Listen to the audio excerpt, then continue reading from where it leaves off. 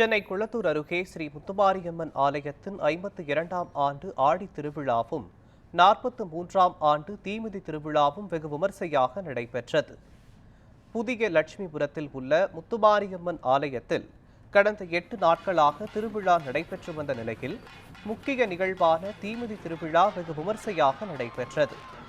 இதைத் தொடர்ந்து முத்துமாரியம்மன் புஷ்ப பல்லக்கில் அலங்காரம் செய்யப்பட்டு அந்த பகுதியில் முக்கிய வீதிகளில் ஊர்வலமாக வந்தனர். விழாவில் ஏராளமான பக்தர்கள் காப்பு கட்டி விரதம் இருந்து தீ மிதித்து வழிபட்டனர். இந்த தீமிதி திருவிழாவை முன்னிட்டு புழல் காவல் நிலையம் சார்பில் பலத்த போலீஸ் பாதுகாப்பு ஏற்பாடு செய்யப்பட்டிருந்தது குறிப்பிடத்தக்கது.